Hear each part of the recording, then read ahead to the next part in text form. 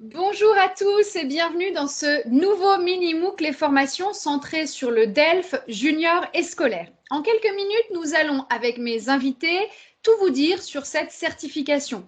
Nous parlerons du nouveau format de l'examen depuis 2020. Nous reviendrons aussi sur les différentes épreuves et nous vous donnerons des conseils pour mener vos apprenants vers une réussite certaine. Alors, pour m'accompagner aujourd'hui, j'ai la chance de recevoir Lucille Chapiro, Virginie Salle et Adrien Paillet, tous les trois experts dans le domaine et auteurs de la nouvelle édition de ABC DELF Junior Scolaire, publiée chez Clé International. Merci infiniment déjà d'avoir accepté notre invitation. Merci à tous les trois. Bonjour à tous. Bonjour. Alors, je le disais, vous êtes tous les trois spécialisés, entre autres choses, nombreuses choses d'ailleurs, dans les certifications. Est-ce que vous pourriez nous expliquer déjà ce que c'est que le DELF junior scolaire et en quoi ça consiste? Et oui, Jeanne, le DELF scolaire s'adresse aux adolescents, c'est-à-dire aux apprenants de français qui ont entre 12 et 18 ans. Les thématiques de l'examen sont adaptées forcément à ce public et on y aborde des sujets qui intéressent les adolescents et des situations qui sont susceptibles de rencontrer concrètement dans leur vie de tous les jours. Donc on y parle des sorties entre amis, des activités de loisirs ou des sports que beaucoup pratiquent, des situations qu'ils peuvent vivre à l'école ou lors de voyages scolaires, ou encore d'artistes, de chanteurs, de films qui plaisent aux adolescents. Donc c'est en répondant à ces spécificités que nous avons écrit ABC DELF Junior Scolaire chez Clé International. On peut d'ailleurs voir des exemples à l'écran qui illustrent ce que vient de dire Adrien. Donc là, on a par exemple une activité qui porte sur la préparation d'exposés. Donc on est dans le cadre scolaire, c'est une situation que les adolescents sont amenés à vivre à l'école. Le deuxième exemple, c'est une invitation à une fête déguisée. Donc là aussi, c'est une situation qui parle aux adolescents. Ils peuvent avoir vécu tout à fait cette situation dans leur vie quotidienne. Oui, mais attention, ce n'est pas parce que les thématiques sont différentes que le DELF scolaire junior n'a pas la même valeur qu'un DELF pour adultes. C'est le même examen, exactement le même examen. Le format des épreuves est identique. Il y a toujours 4 épreuves, compréhension orale, compréhension écrite, production écrite et production orale. Chacune est notée sur 25 points.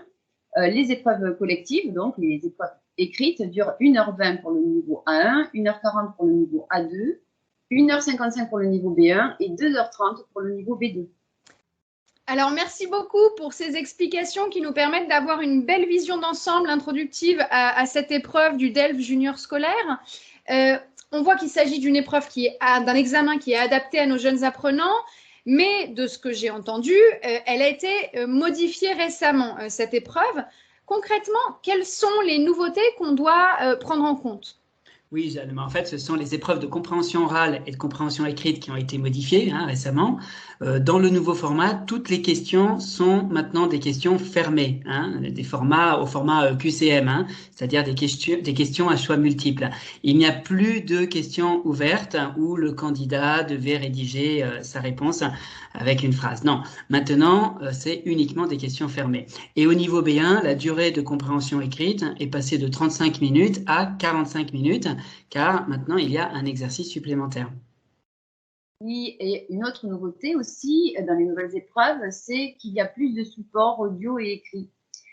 Comme vous pouvez le voir dans le tableau à l'écran, en compréhension, comme vous pouvez le voir dans le tableau là, à l'écran, en fait, en compréhension orale A2 en particulier, il y a 14 documents audio au total. Il y en avait 7 dans l'ancien format, mais ces documents sont plus courts.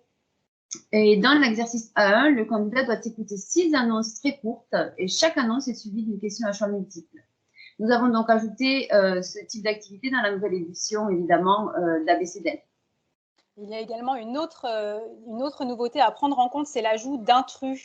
Comme vous pouvez le voir ici à l'écran, donc il y a des intrus qui ont été ajoutés dans certains exercices, donc des réponses en fait supplémentaires.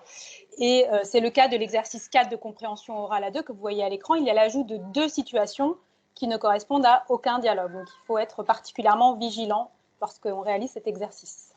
Je vois à peu près pour les épreuves A1 et A2. Et pour le B1, comment ça se passe ? Alors, on peut regarder de plus près des exemples. Vous le voyez ici, l'exercice de compréhension écrite, le premier exercice de compréhension écrite, il est présenté un petit peu différemment maintenant. On a toujours un tableau à remplir, mais vous voyez qu'il n'y a plus de choix final. On ne doit plus faire un choix. Le candidat ne doit plus faire un choix. Voyons un autre exemple du B1 que nous proposons également dans la nouvelle édition d'ABC DELF. Regardez ici l'exercice 3 de la compréhension écrite du B1. Il s'agit d'un exercice qui a été ajouté. Il n'y en avait que 2 dans le format habituel.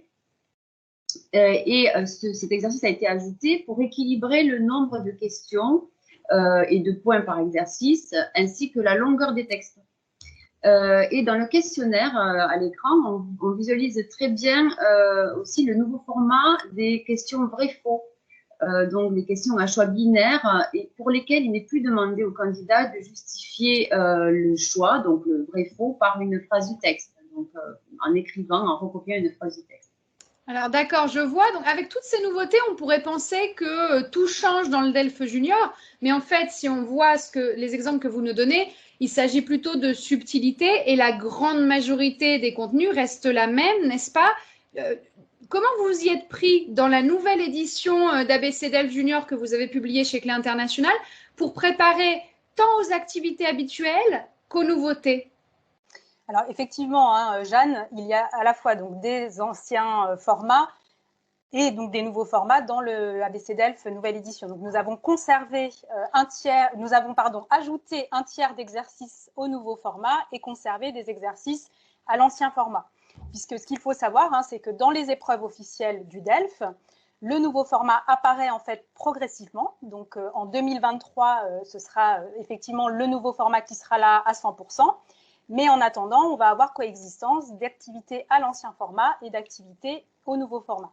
Et l'avantage d'ABC DELF publié chez Clé International, c'est que donc, les enseignants ont tout sous la main avec cet ouvrage puisqu'ils peuvent préparer leurs étudiants sur tout type d'exercice. Voilà, donc avec un seul ouvrage, ils ont tout. Et le jour J, le jour de l'examen, en fait, les enseignants ne peuvent pas savoir sur quel format d'épreuve leurs élèves vont tomber. Donc, du coup, voilà, ça permet de vraiment se préparer au mieux. Oui, en effet, c'est pratique. Ça permet de les éviter de s'en mêler les pinceaux au dernier moment. Alors, pour terminer cette très courte vidéo, j'aimerais bien vous demander à chacun de vous qui est expert vos conseils pour bien se préparer au DELF. Donnez-moi vos secrets d'expert. Alors, Jeanne, pour que les élèves réussissent leur DELF, il faut beaucoup les entraîner. Il faut leur faire des exercices proposés dans le livre, évidemment, mais aussi les mettre en conditions réelles d'examen. Et cela est tout à fait possible avec ABC DELF, qui propose des épreuves blanches à la fin de chaque partie, en fait à la fin de chaque compétence, mais également 3 DELF blancs complets, anciens et nouveaux formats mêlés, à la fin du livre. Et ces DELF blancs d'ABC reprennent exactement le format des vraies épreuves, le nombre d'exercices, le nombre et le type de questions, le temps imparti et le barème. Alors, j'ajouterais aussi que pour bien se préparer, il faut connaître un maximum de trucs et astuces et connaître également les pièges à éviter pour ne pas se tromper pendant l'examen. Donc, la particularité d'ABC DELF, c'est son coach. Vous avez un coach qui accompagne le candidat tout au long de son entraînement. Pour chaque exercice, vous avez une série de conseils qui est prévue. Donc, on peut prendre par exemple l'activité de compréhension orale que vous voyez à l'écran. Le coach donne aux apprenants des explications complémentaires pour ne pas passer à côté de points un petit peu bêtement, puisque voilà, ça serait dommage de perdre des points le jour J. Donc, l'idée, c'est vraiment qu'en se préparant avec ABC DELF, la passation de l'examen n'est plus de secret pour les élèves, qu'ils ne se trompent pas sur des choses qui sont facilement améliorables. Oui, et moi je rajouterais aussi que pour se préparer vraiment bien à l'examen, le candidat doit savoir exactement ce que l'on attend de lui, quelque chose que je répète tout le temps en formation. Finalement, c'est un petit peu comme passer un permis de conduire. On peut savoir très bien conduire avec une voiture et des tongs, mais on ne va pas réussir à passer son permis dans ces conditions. Donc il va falloir savoir exactement qu'est-ce que l'on attend, qu'est-ce que on doit faire pour gagner les points au DELF. Donc, en compréhension, l'apprenant doit bien connaître la typologie d'exercices et de questions.